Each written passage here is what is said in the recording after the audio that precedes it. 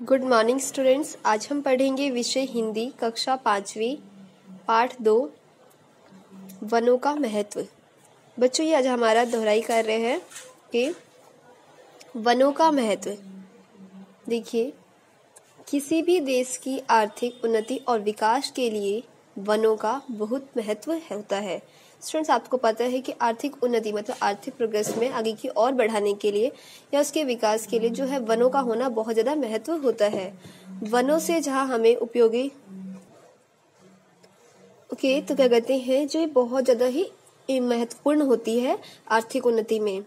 वनों से जहाँ हमें उपयोगी लकड़ियां प्राप्त होती हैं, वहीं कई प्रकार के अन्य आवश्यक जरूरतों की पूर्ति भी हमें वनों के द्वारा प्राप्त होती है। जैसे कागज बनाने के लिए लुगदी, भोजन पकाने के लिए ईंधन, फर्नीचर और घरों के जो क्या कहते हैं खिड़की दरवाजों के लिए लकड़ियां हमें पशुओं को चारा, भूमि और उपजाऊ शक्ति, वातावरण को शुद्ध वायु तथा दवाओं के अनेकानेक जड़ी बूटियां आदि। तो स्टूडेंट्स, आप सभी ने देखा कि हमें जो वन है, वन हमारे लिए कितना महत्वपूर्ण है। जितने भी यहाँ पर कार्य दिए गए सभी में जो है हमारे वन का होना अत्यंत महत्वपूर्ण है।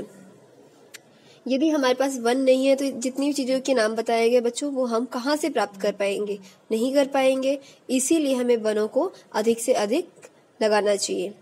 इस प्रकार वन जहाँ एक और देश की समृद्धि के लिए कच्चे माल की आपूर्ति करते हैं, वहीं भूमि के कटाव को रोककर नदियों के प्रवाह को भी संतुलित करती हैं। इससे नदियों में आने वाली बाढ़ भी नियंत्रित होती है और उनके किनारे बसे गांव महाविनाश से बचे जाती हैं।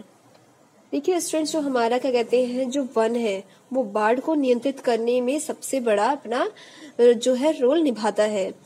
ये बाढ़ को न जो उसकी जो क्या कहते हैं प्रवाह होती है, जो उसकी गति उसको नियंत्रित करता है, जिससे उनके किनारे जितने भी गांव बसे होते हैं उनका महाविनाश होने से उनका बचाव होता है। वनों के द्वारा बढ़ते फैलते रेगिस्तानों को भी रोका जाता है। कि स्टूडेंट्स देखिए, वनों के द्वारा बढ़ते फैलते रेगिस्तानों को भी रोका जाता है वनों के द्वारा। वनों के संघन होने से वायुमंडल और जलवायु भर पे भी अंकुश रहता है, नियंत्रण रहता है। ओके बच्चों, ईश्वर ने वनों के रूप में संसार, जो हमारा संसार है, उसको प्राकृतिक सौंदर्य का अद्भुत खजाना दिया है। प्राचीन काल में हमारे देश के ऋषि मुनियों ने वनों में रहकर ही महान ग्रंथों की रचना की थी। उन्होंने वनों के माध्यम से ही परमपिता परमात्मा के अद्भुत सौंदर्य, शक्ति और अनंत रूपों का अनुभव किया था। वहां उन्हें शुद्ध और पवित्रता से भरपूर वातावरण प्राप्त हुआ था।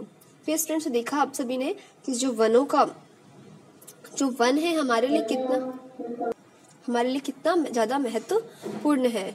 भारतीय वनों से सैकड़ों प्रकार की ऐसी लकड़ियां प्राप्त होती है जो व्यवसाय की दृष्टि से अत्यंत महत्वपूर्ण, उपयोगी और लाभदायक है। जैसे चंदन, साल, आबूनस, सागौन, शीशम, चीर और देवदार के वृक्षों की जो लकड़ी है बच्चों, वो हमारे बहुत ज्यादा ही हमारे कार्य में उपयोग की जाती है। इन लकड़ियों का प्रयोग फर्नीचर और स्लीपर बनाने में होता है। चंदन की लकड़ी अत्यंत कीमती होती है। इसकी सुगंध से पूरा वन महकता रहता है। इसकी सुगंध से आकर्षित होकर सर्प, सांप इसके वृक्ष से लिपटे रहते हैं।